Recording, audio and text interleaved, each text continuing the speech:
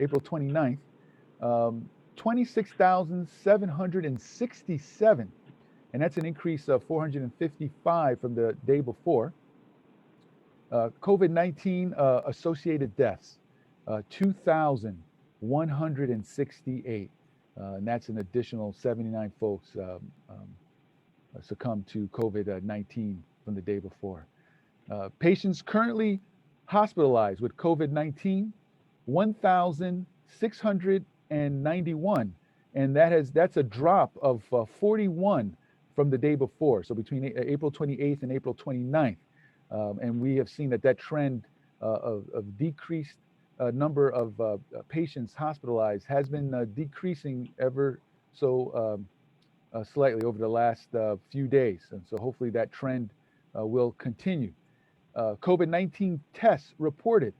So far, we have tested 94,818 actual tests. I can't say that those actual people, because some people were tested more than once, but that's over 2,073 were tested between April 28th and April 29th. So if you don't mind, I'd like to just take a few moments for a quick moment of silence for all of those who succumb to COVID-19 and for those that are being treated and are fighting for their life. Just a few moments. We can just take a moment of silence.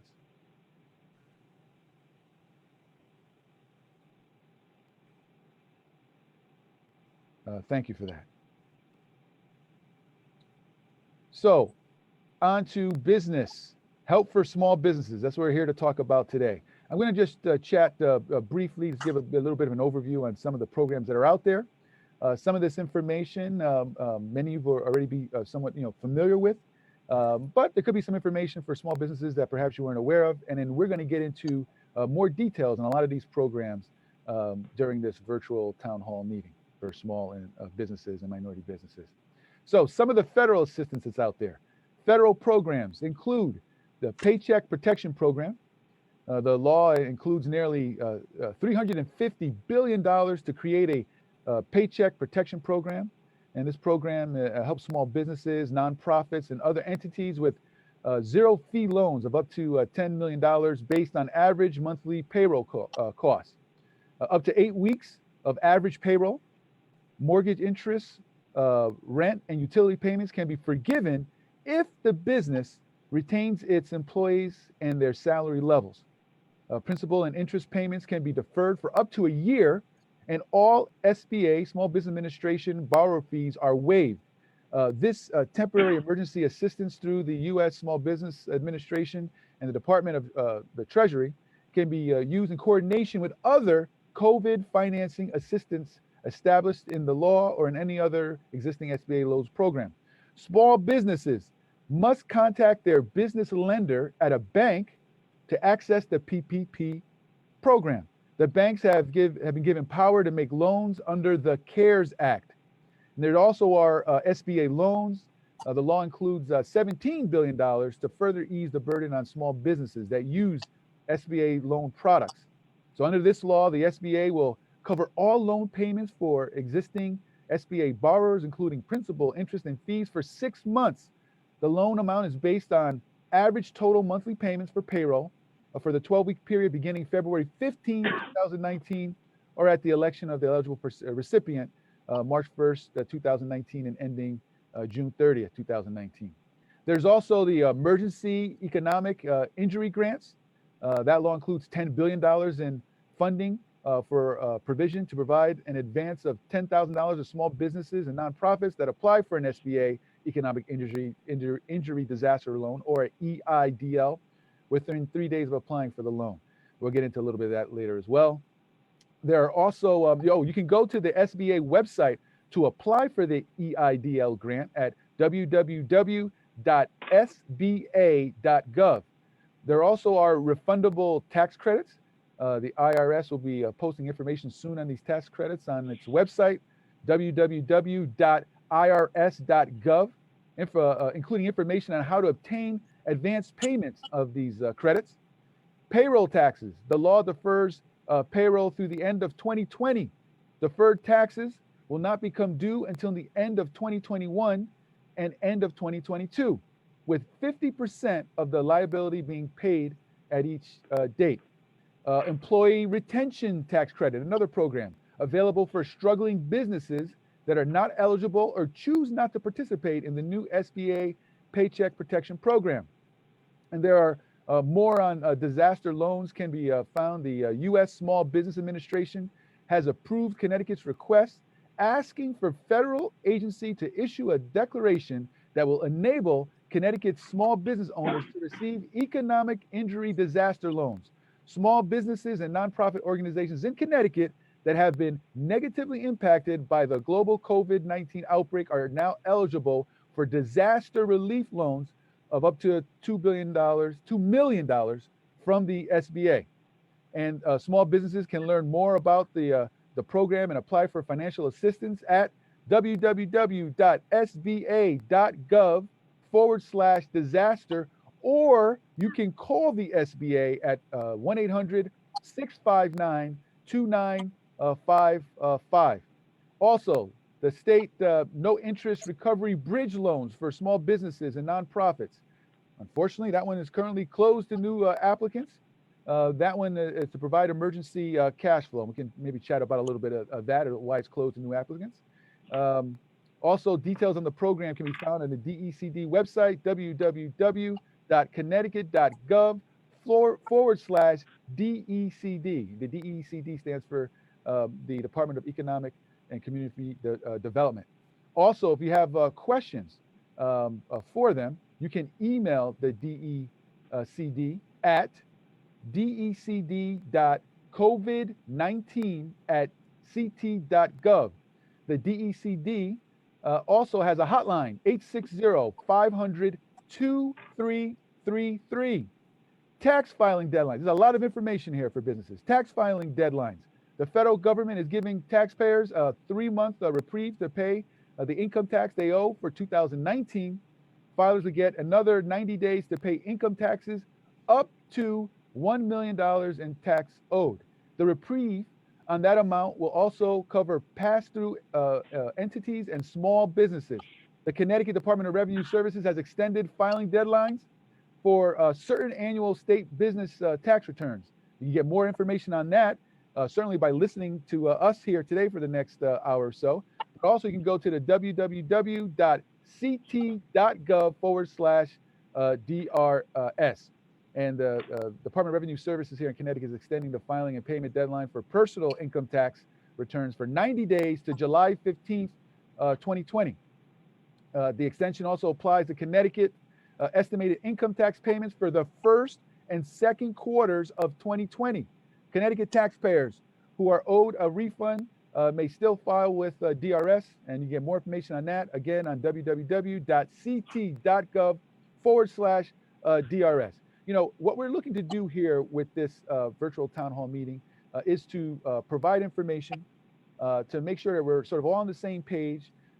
See if there's perhaps information that maybe you weren't aware of or that you've missed, or if you have questions about current existing programs. Also, keep in mind that the state has a business response, state business response unit, and that telephone number to reach the State of Connecticut Business Response Unit is 860-500-2333. Reimbursement for COVID-19 medical leave costs. The U.S. Treasury Department, the IRS, and the U.S. Department of Labor announced in IR-2020-57 that small and mid-sized employers can begin taking advantage of 2 new refundable payroll tax credits designed to immediately and fully reimburse them dollar for dollar for the cost of providing coronavirus-related leave to your employees. This relief to employees in small and mid-sized businesses is provided under the Families First Coronavirus Response Act. For COVID-19 related reasons, employees receive up to 80 hours of paid sick leave. Employers receive 100% reimbursement for paid leave pursuant to the Act. Assistance for Workers is out there. Family First Coronavirus Response Act is out there. And information, you can Google that and find information on that. And for the most up-to-date information on Connecticut's response to the coronavirus pandemic and resources, including business resources, so healthcare related resources and business resources, you can find more information on ct.gov/coronavirus. Also, unemployment is a big one. Unemployment information. Connecticut Department of Labor has now processed nearly 381,000 of the 433,000 claim applications received and has provided over $330 million in benefits since March 13th. In the past 5 weeks, the agency has now provided $230 million in unemployment benefits. Now, I understand because I'm getting phone calls, emails, text messages about unemployment and receiving unemployment benefits. So we know that there's a lot that still needs to be fixed. We're going to talk about that and some of the issues related to that. But let's see here. According to the Governor's Department of Labor Commissioner, Kurt Westby, the following telephone numbers can be used for general information and for those who cannot file a claim online. Here's an important number, unemployment, 860-263-6975. And there's also another number, 203-455-2653. Now, according to the Department of Labor, if you cannot file a claim online, call either of those numbers, and the Department of Labor customer service representative will gather your contact information, including name, phone number, and social security number, and will assign staff to contact you. Then they're saying within 5 business days to take the unemployment claim by phone. Department of Labor has added personnel to answer phones. These individuals cannot answer case-by-case specific questions, but can answer general questions. So that's available as well. Now here's a big one. Self-employed independent contractors, pandemic unemployment assistance. Department of Labor had expected to begin accepting applications today, but breaking news for anyone who's a sole proprietor and a small business owner has had a tremendous amount of difficulty doing that today, and we're going to chat about that a little bit later on during this call. But we're working with the governor's office, trying to find out what the bottleneck is there. It looks like there are triggers that are involved when you try to apply now, and so we need to try to help to set the expectations in terms of what needs to be done. Federal assistance, let's see, to supplement Connecticut unemployment. You know, the $600 additional weekly benefit funded by the federal government will be retroactive to claims filed after March 29th. So there's that retroactive portion involved as well. So even if you aren't able to file today, or if you're finally file next week, the unemployment claim is not just moving forward, it's actually retroactive, so they're saying. So now also, if your 26-week Connecticut unemployment benefits have expired or will expire soon, the Department of Labor anticipates the additional 13-week benefit will not be ready for disbursement until mid-May. So that's just some more information out there. And on that note, I think we're going to go over to our guests now. And again, we have Dave Rotatori with Ion Bank, the president and CEO. We have Kim Hawkins with the head coach. She's the vice president and chief operating officer. Head coach oversees the Minority Business Revolving Loan Fund, the MBRLF. And also we have Bill Purcell with the Greater Valley Chamber of Commerce. So at this point, I'm going to turn it over to Dave. Dave, please take it away. Thanks for being here with us. Glad to be here, George. Good to see you, even if it's just video. And wow, all I can say is there's a lot of information you just gave to a lot of good people, and I think all that information is helpful. The one thing that I really want to stress to everybody today is regarding the PPP, the Payroll Protection Program from the SBA. It is a tremendous opportunity for small businesses. So if you are a small business owner, independent contractor, partner, subcorp, S-corp, you should be talking to your banker or applying for that loan today, meaning as soon as this call is over, I would be applying. The funds are going rather quickly. The first round ran out a couple weeks ago. They refunded it with another $310 billion as of last night, which is the last number I heard. We were about a third of the way through that, and I'm almost certain that they're another quarter of a way or a third of a way through that today. So the funds are dwindling quickly, and you definitely want to apply for this program. And if you have a lender already, a bank relationship, you should start with them.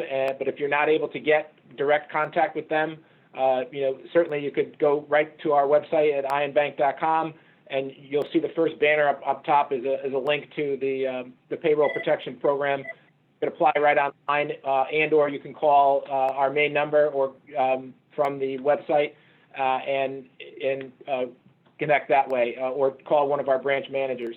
But I want to urge everyone, if you're a small business and you have not applied yet for this program, it is a tremendous opportunity, so you should do so as quickly as possible. And part of the reason is that, as George mentioned, is the program has a forgivable loan piece. So if you stick to paying your employees, which is you basically have to take 8 weeks of your payroll for the average of last year or earlier this year, take those 8 weeks and multiply it by 2.5. Take 8 weeks of payroll and multiply it out. You'll get 10 weeks of payroll essentially. You have to pay your employees for 8 weeks, and then you'll have an extra couple weeks of that payroll to use for rent or interest payments. And as long as you adhere to the guidance of paying your employees, then you will, in fact, be able to apply for forgiveness from that loan to the SBA. So it's in a sense free money to help your business, and it's just a tremendous opportunity. But again, the funds are running quickly, so please apply as soon as you possibly can. Kim, I know on your website you had a referral to that same program, so and your website as well, HEDCO, has a lot of great information, and I know that program was on there. So there's actually a great piece that you have on your website at HEDCO Inc., I think it is .com, that has a great information on that program. So if you need more information, go there, or you can go to our website or contact your primary bank. But if you're not getting a response from your bank, we've experienced a lot of the larger banks don't have the support staff to enable to walk people through that process. As a true mutual bank, we're fortunate to have a lot of people that can connect with our customers and walk them through that process. But I don't know, Kim, do you want to talk about your site and some of the information you have there? Sure, I'd be happy to. Thank you, Senator, for allowing us to come on, and it's a great opportunity to share some information. One of the things before I go into that I really would like to express to everyone is that we are currently have a COVID-19 line of credit relief fund going out where businesses can apply for up to $20,000 to be able to support their lack of revenue and their need to cover their expenses for the month of April, May, and June. That program ends at 5 o'clock today. So I would urge everyone to go out on our website. It's headcoinc.com. Take a look at that. When you go to our website, you'll see a black box that says COVID-19 Business Response Program Line of Credit. Click on there. At least get your application in the pipeline so that if you are interested in participating before 5 o'clock, we will allow you to provide us with the additional information if you're not able to upload it at that time. So that's number one. There is that particular program, as I said, is up to $20,000. It's for individual businesses who employ less than 20 people. It is at 0% interest. It's a line of credit.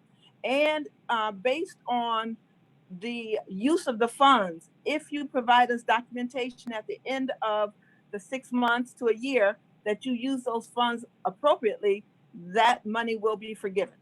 So it will turn into a grant. So it's real important that we get our businesses to take advantage of that program if they'd like to, along with some of the other programs that are out there.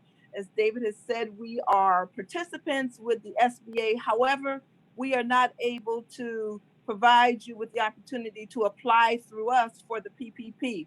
We are micro lenders for the SBA, so we have additional funding sources through the SBA that we can work with you to borrow, but we're not able to participate with individuals right now within the PPP program. We will help you walk through it, but we aren't able to process your loan. So we encourage you really to get out on our website and take a look at that COVID-19 relief fund dollars if you're interested and you feel that you need the assistance to be able to support your business as you go forward.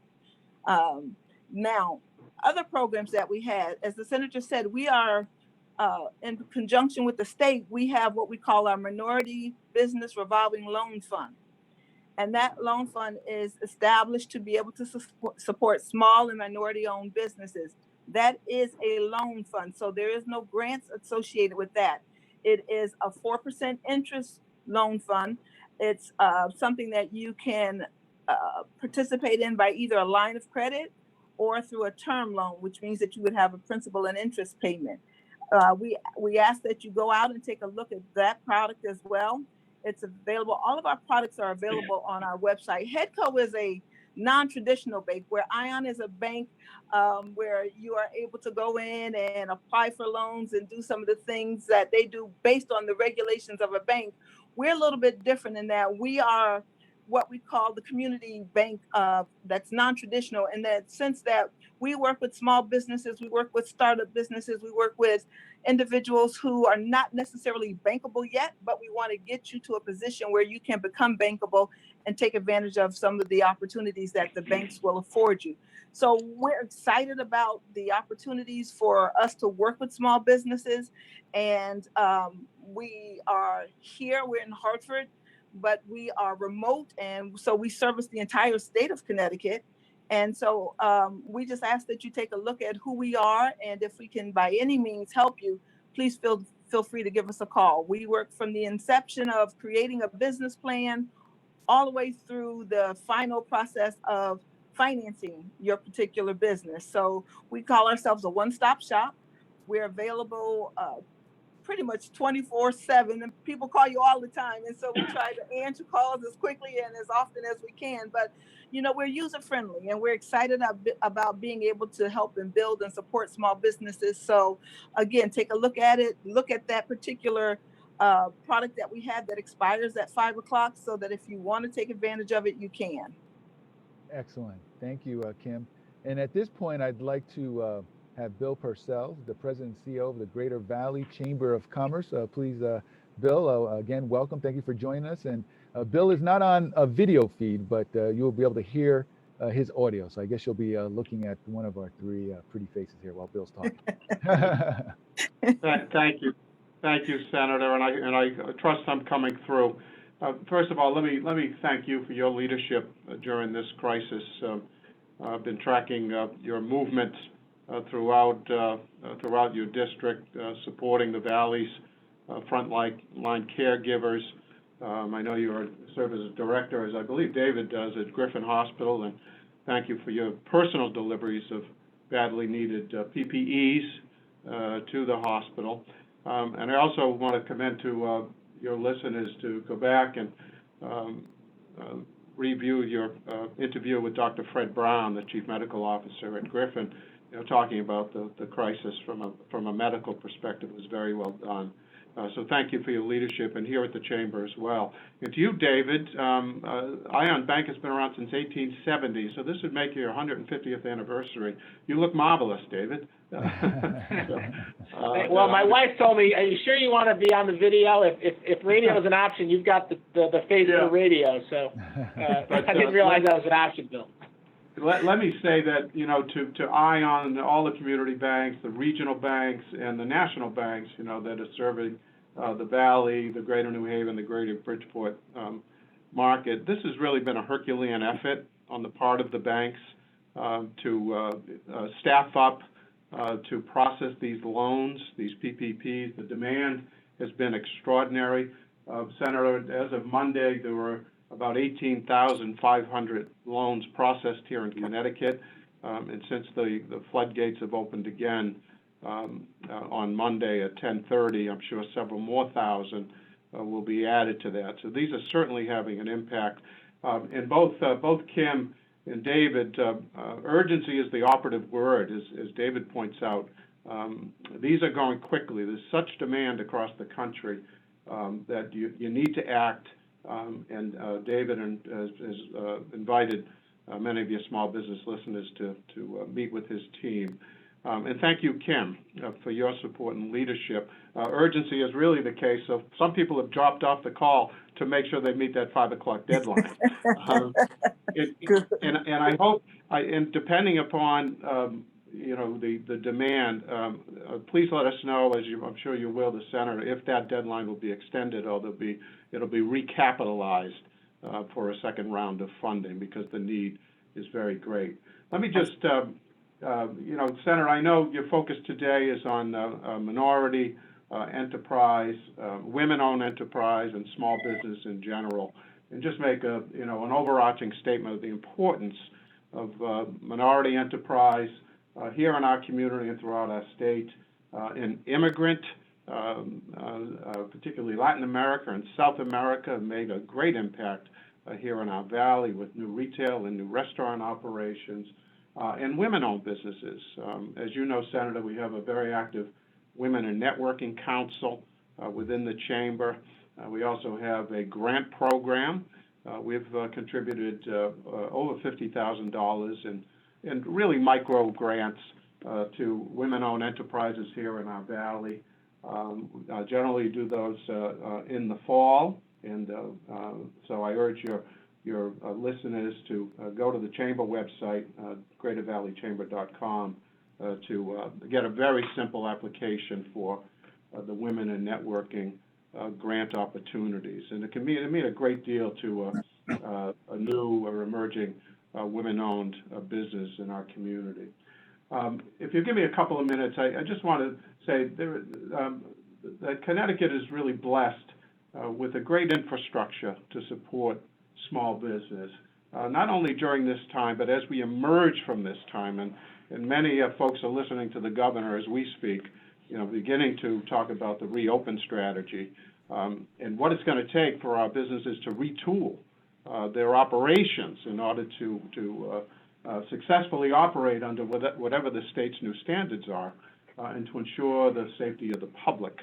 So I just want to commend to your listeners three organizations that we have a very strong partnership with. One is the Women Business Development Council, WBDC, which has been around since 1997 under the leadership of my friend Fran Pastor. And I know, David, your organization, Jane Kelly in particular, has been very active with WBDC. But they're there to provide entrepreneurial and financial education, access to capital, similar to what Kim is doing. They have 3 centers in the state. One is in Stamford, another in downtown New London, and the third is here on Roosevelt Drive, as you know, Senator, Route 34 in Derby. And I urge your listeners to visit their website, where you can consult now with a virtual expert on the needs of your business. And that website is ctwbdc.org, ctwbdc.org. The second one is the Small Business Development Center. And this organization is a partnership with the SBA, Small Business Administration, with UConn, as well as DECD. And they're providing professional, confidential, and no cost, free is good, as we say, free is good, no cost business advising. And once again, business plan development, financial analysis, cash flow management, market research, and they've really had an impact here in our state. They've served over 14 small businesses, spawned about 150 business starts, impacting about 9,000 jobs here in our state. So Small Business Development Centers, they do have a site office at the Bridgeport Regional Business Council in downtown Bridgeport, as well as at the Greater New Haven Chamber. And then the third group is SCORE. SCORE is a core of volunteer, retired business owners, and former executives that provide free mentoring and a series of educational workshops and webinars throughout the year. They're a wonderful group with a wealth of knowledge. These are the folks that can not only talk the talk, but they have walked the walk in their own career as either entrepreneurs or as executives in larger industry. We have had a great partnership. They do much of their consulting here at our chamber offices in Shelton. These are all by appointment, and that website is fairfieldcounty.score.org. So those are three wonderful resources for your listeners to tap into. And then finally, and this is hot off the press, Senator, I just received an email from my colleague, Garrett Sheehan, the president of the Greater New Haven Chamber. And the Chamber today, through their foundation, is launching the COVID-19 Assistance Fund with small business grant awards of up to $5,000. Excellent. The application's open today, April 30th. They close on May 5th. So once again, there is a sense of urgency because the need is so great. Eligible small business applicants need to have fewer than 50 employees, less than $1 million in gross revenue, with an immediate need for capital. And most businesses have an immediate need for capital. So you can go to the Greater New Haven Chamber's website, giving your listeners some inside information just was announced today. So it's wonderful to see these new funds emerging to augment and supplement what our banking community is doing under leaders like David, the federal government through the SBA, the state government through the leadership of David Lehman, who was everywhere at once as well, the commissioner of DECD. And the same thing, the story is the same there. When the commissioner announced the bridge loan program, $25 million, it took 36 hours for that to be spoken for, and he added another $25 million. So that became a $50 million fund that in 36 hours was spoken for by needy small businesses. So I'll leave it at that and throw it back to you, Senator. That's super. Thank you, Bill. I really appreciate that. Now I'm going to get into the nitty-gritty here with questions from the folks who have joined us. Let's see. I have a question here from Victoria, who works as a hairstylist. Victoria wants to know what financial help is available to workers like me who are independent contractors with no employees. All right, panel, who would like to take that one on? Well, if she's able to go to our website, she can participate in the COVID-19 Relief Fund program. We are working with salons and barbershops. What one thing you should know is that anyone who has employees or individuals who are on a 1099, they too can apply for this relief fund because they are technically independent contractors. And so even though you don't have employees, you still have a salary for yourself. You still have expenses that are associated with your business. So this particular fund will be able to help you in that manner. That's super. And Kim, what's that website again? It's headcoinc.com. And once you get there, you go to the third box, which says COVID-19 Business Response Program Line of Credit. Click on that box and the application will drop down, and the cash flow statement that's necessary to be submitted with it will drop down as well. That's super. Hey, we also have some town CEOs on the call You're here. also, we have. I was going to say you're also George, if I could, the PPP program.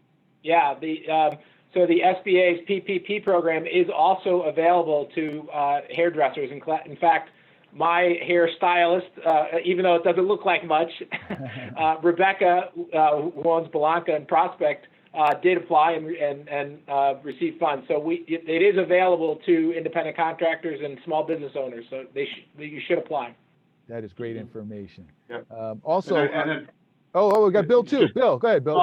And finally, and I'm sorry, her first name, the caller, if she's within the region that the Greater New Haven Chamber serves, I urge her to take a look at this newly launched grant fund as well. Great. And Kim, before we go forward further, here it's April 30th today. You Yes. mentioned a 5 p.m. deadline. You want to emphasize that again? Give that information to folks who may be listening. Sure. Go to our HEDCO website, which is HEDCO, HEDCOINC.com. Click on the COVID-19 line of credit project relief. Click that application box, and you will be able to see the application, as well as there's another there's a spreadsheet there.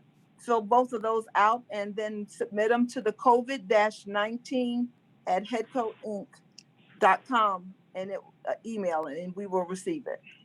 That's super. Great. Thank you for that. And again, I was mentioning before, we have some town CEOs online. We have the mayor of my hometown of Ansonia, David Cassetti, is online. Welcome, Mayor Cassetti. Thank you for joining us today.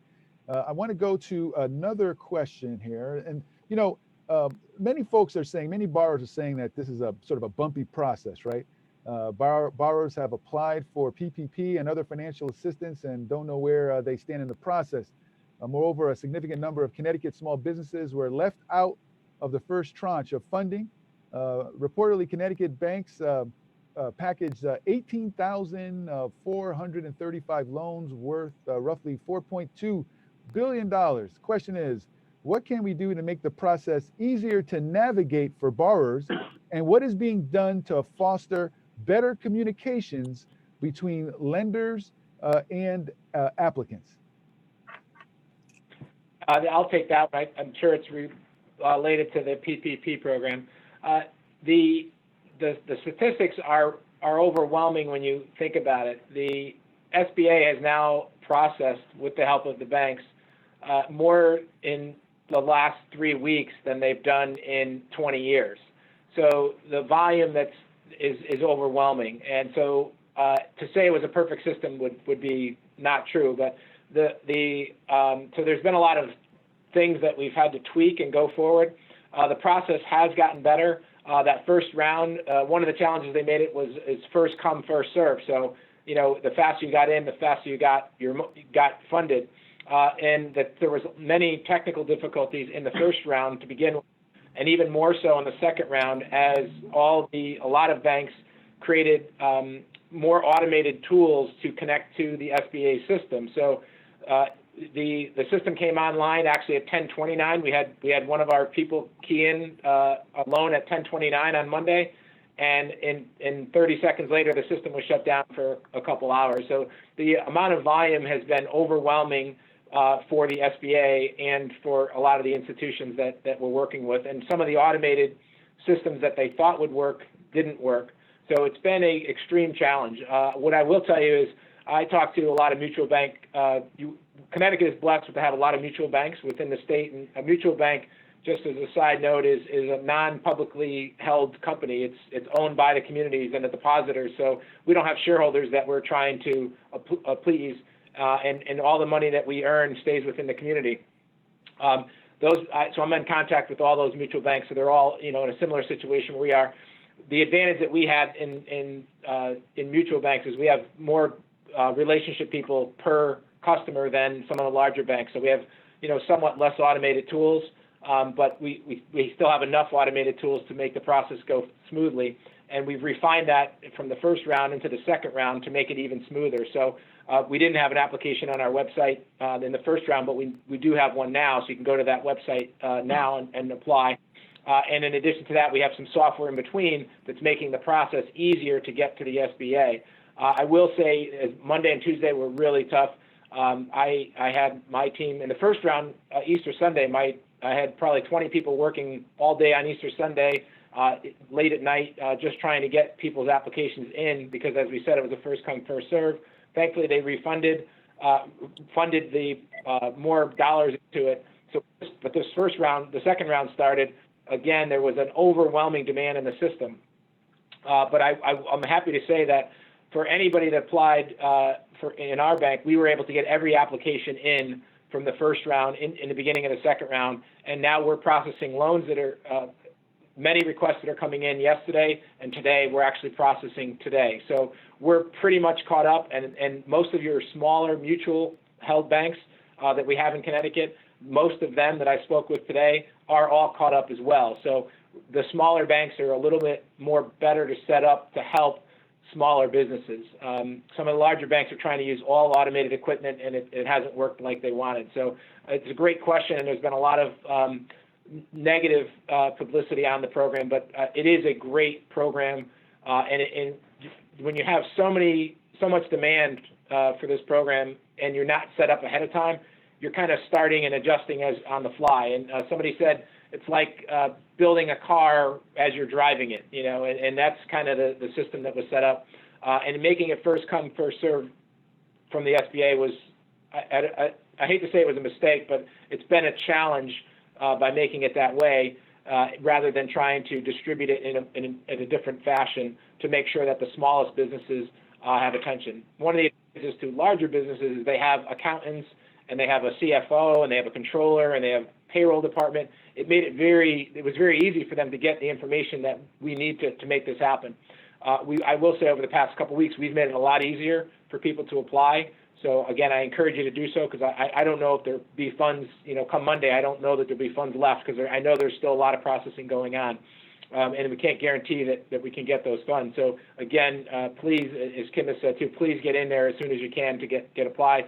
And if you're having any issues at all, you can call our 800 number. You can go on our website and get our branch numbers, and as well as any of your local banks. You're probably better served by working with a mutual bank or a community bank in Connecticut for sure.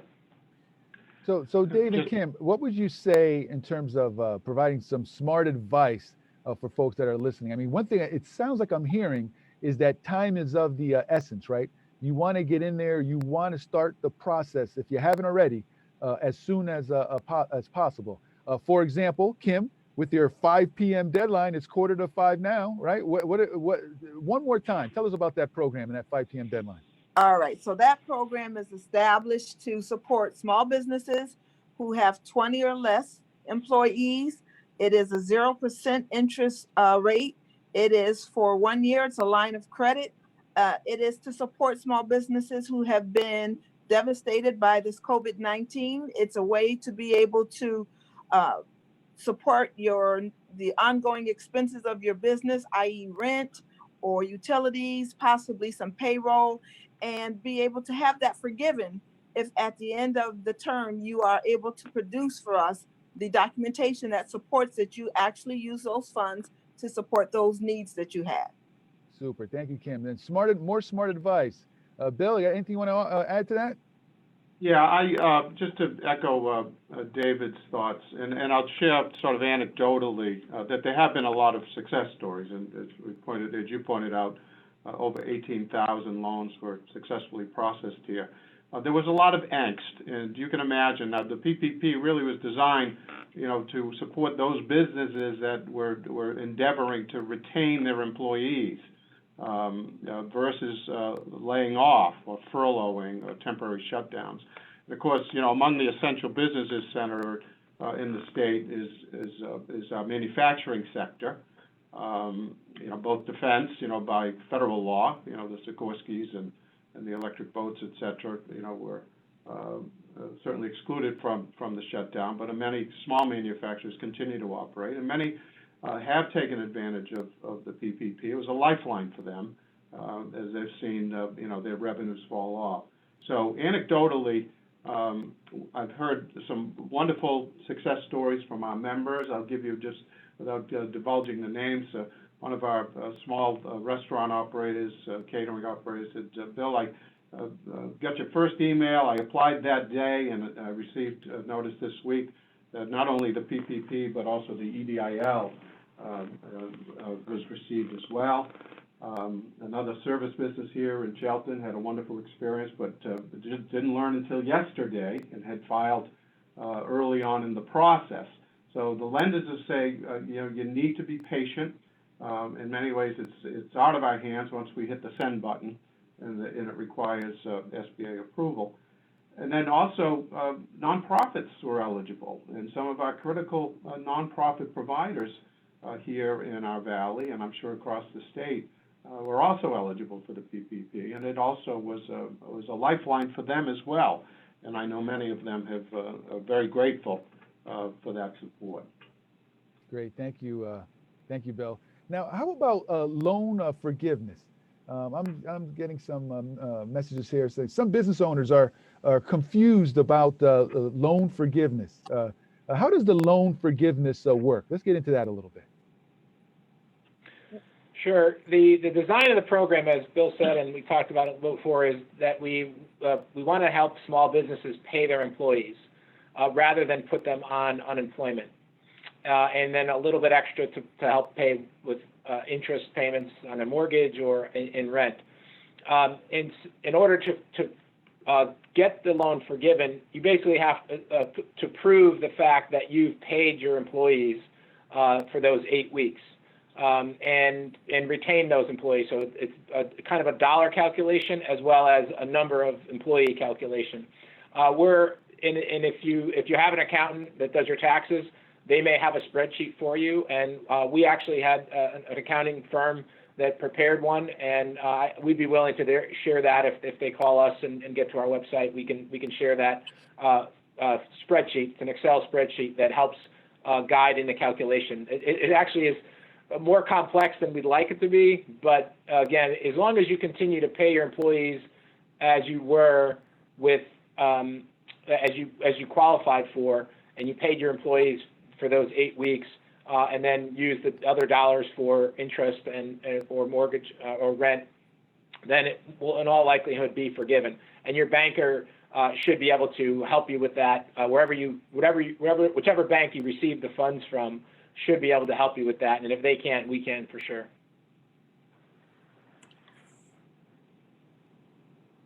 Can't hear You, we can't hear you, George. I was going to say thank you, Dave. Thank you for that. Any other comments on that? I would just say that with any loan funds, when they talk about forgiveness, it's always based on your ability to provide the documentation that supports why they would forgive it. And so, again, it goes back to saying if you're going to pay a specific item, then show the proof that you've done that, and then as a part of the overall program, it will be forgiven. So that's super. Thank you. We're heading towards the end of our hour here. Any closing comments from our guests? Does anyone have anything they'd like to add that perhaps we haven't covered yet that you'd like to let our listeners know about?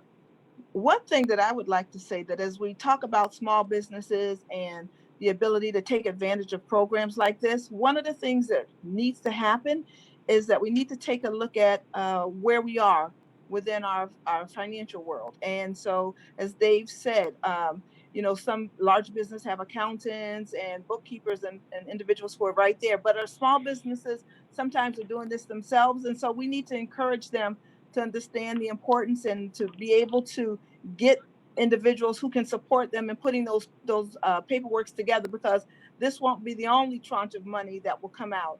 And we don't want them to be caught in that same situation where they don't have the ability to provide the financial information that they need to be able to participate. And I think that's the biggest thing.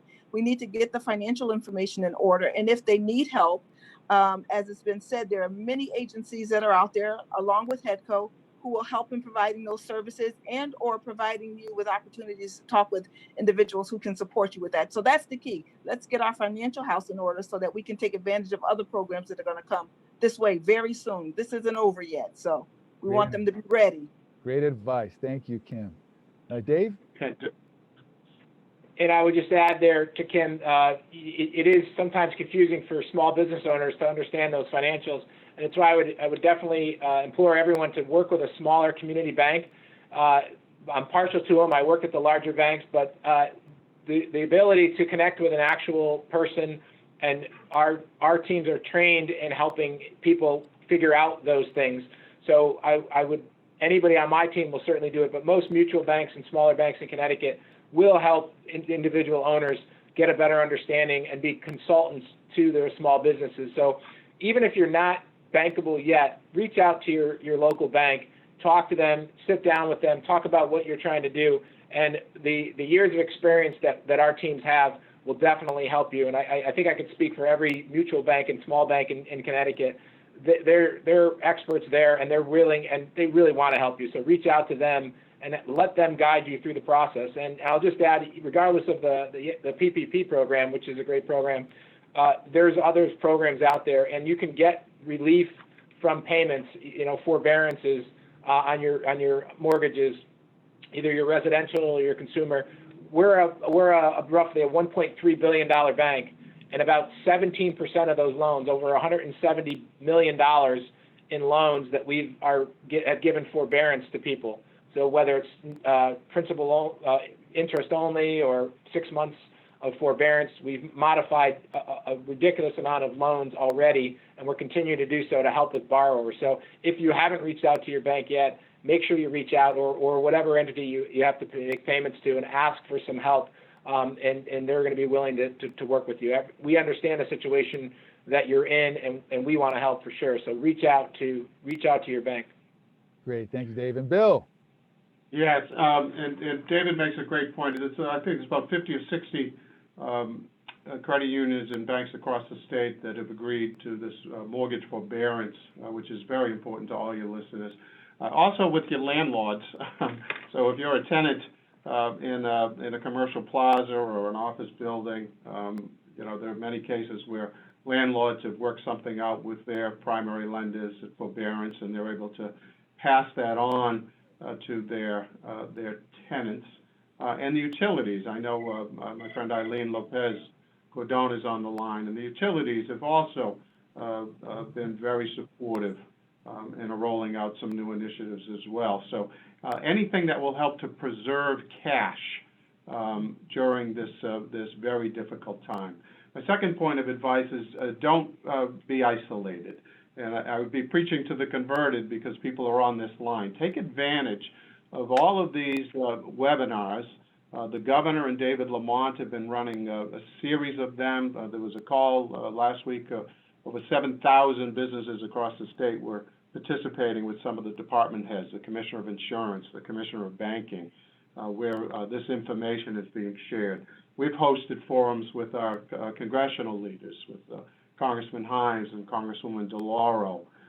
So you're getting it from their perspective. After all, they've penned the legislation that enabled the passage of the CARES Act. So take full advantage of all of these virtual meetings to gain valuable insight and valuable information. And then finally, turn to your fellow business leaders. Chambers are all about businesses supporting one another. And our business members are very open to supporting and sharing their experiences and their expertise through a series of webinars that we're running, and really all the chambers around the state are. So pop in, they're free, they're often, and they'll provide you with some great information and prepare you for what we hope will be the eventual reopening in phases over the coming months. So thank you so much, Senator. Great, thank you, Bill. And at this time, I'd like to, in closing, just thank all the folks out there who joined us on this virtual town hall meeting. I'd like to thank our guests for this very excellent and informative information. Thank you, David Rotatori, from President and CEO of Ion Bank. Kim Hawkins, she's with Headco, Vice President and Chief Operating Officer there. And Bill Purcell is our mystery President and CEO from the Greater Valley Chamber of Commerce. Thank you for joining us. Also, just want to take this time to just remind folks to sign up for my e-blast notifications. You can go to my website at www.senatorgeorgelogan.com.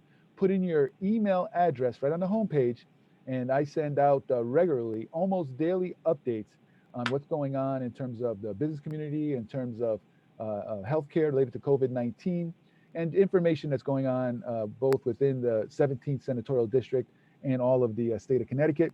And also remember, if your question was not answered during this session, please feel free to contact me again through my website, www.senatorgeorgelogan.com, or you can email me directly at george.logan@cga.ct.gov, and we'll get an answer to you right away. So again, thank you all very much for joining us. I hope folks out there found this information helpful, and look out for a future live virtual town hall meetings. Hopefully we're doing another one next week on mental health. So again, thank you all very much.